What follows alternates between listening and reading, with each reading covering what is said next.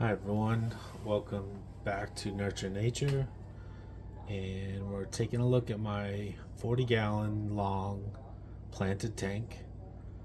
I guess I'll start with the reason I'm having this video or doing this video is because if you notice, the water is not as clear as I'd like it. Um, Ideally, you want your fish looking like they're floating through air, and right now it's more like they're floating through a snow cloud or something. Um, I'll start with the fish that are in there. We have two goldfish, which are quickly outgrowing this 40-gallon. Um, the larger goldfish here, my son named DK or Donkey Kong, and we won him at a fair. And that's basically what re-inspired me to get back into the hobby. And recently I decided I might as well document it as well. Later, on an impulse buy, I picked up the longfin koi. I think it's a longfin koi goldfish. Let me know in the comments if you think it might be something else, just a common longfin or something like that. And then we've got about five platies, um, neon blue wag platy, and there's four females and one male. You can see a healthy amount of poop coming out of these guys. Got them very small from the pet store, and hopefully growing them out. I don't expect any fry because likely DK will eat them. He's pretty aggressive with the plant, so I imagine a tasty fry snack would be right up his alley. And then we also, you can see one of them here in the corner, but there are 7 false Julii corridors, and they pretty much hide the entire time. There's one now floating by the rock coming up to the glass. But I got them also very small and from the pet store. We're growing them out. And I think next I would talk about the plants that are in there. And I'll start from left to right here.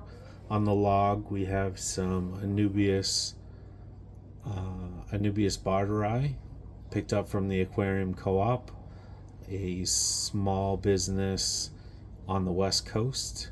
If you've never heard of them, definitely check out their channel.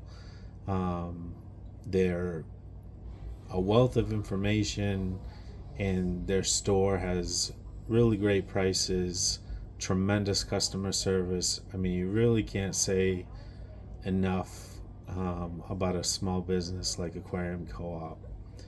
On there, we have some Java Fern Wendelov.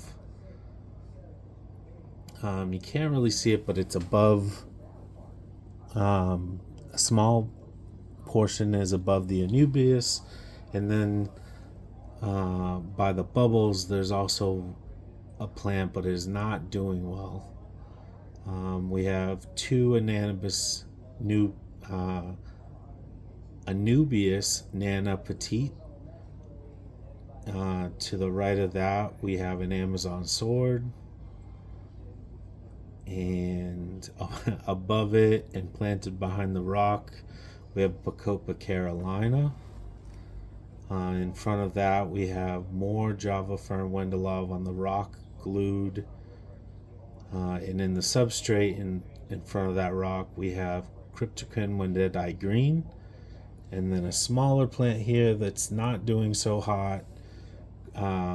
It was sold as a mystery pack, Cryptoquin Wendedii. So I'm not really sure the exact species of that plant is. But then moving over, we have another Java Amazon sword in the back, and on the log we have more Anubias Nana Petite, which is actually doing really, really well.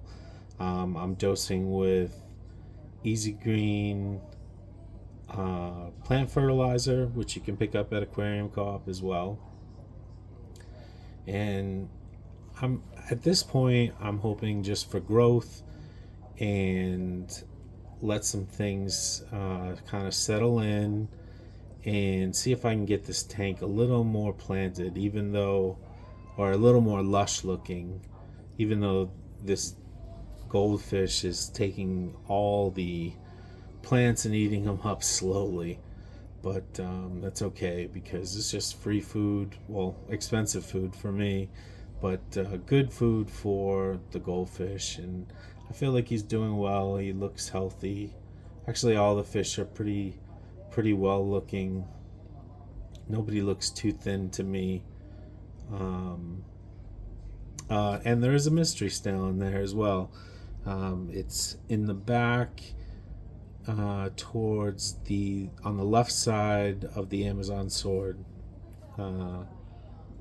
Well, on the right side of the Amazon sword, left side of the tank.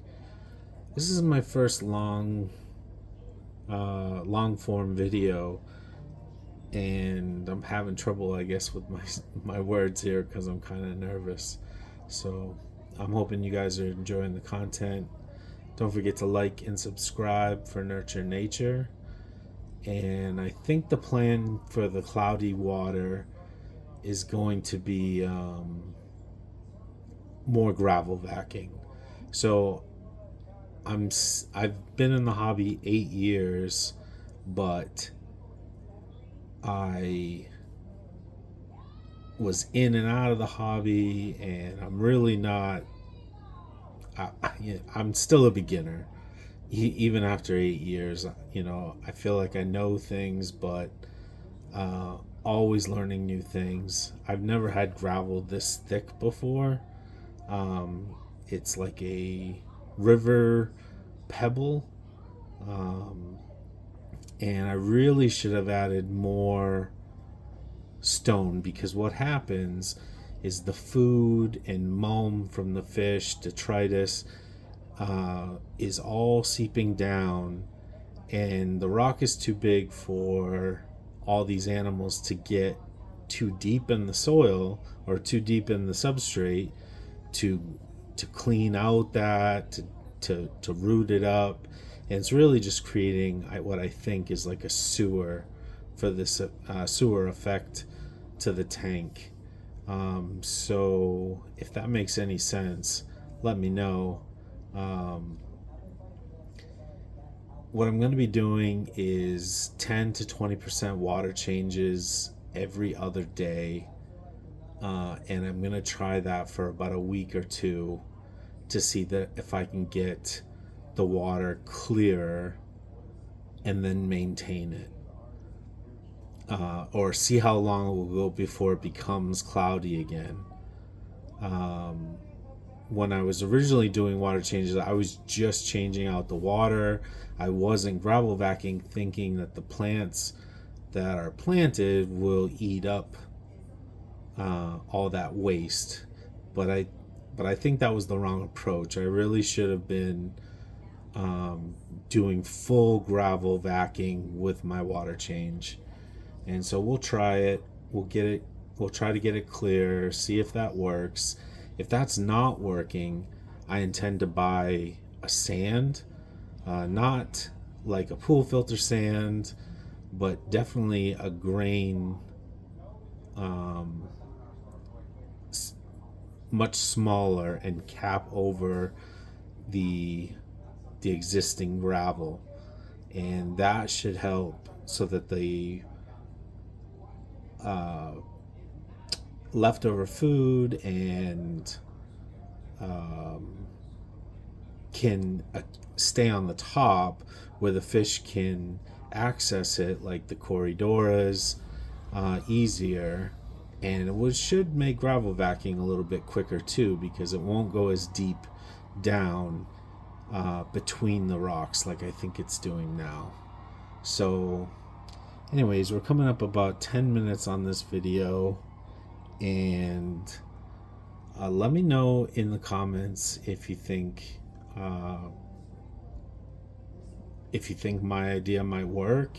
If you have other suggestions, I'm open to hearing them.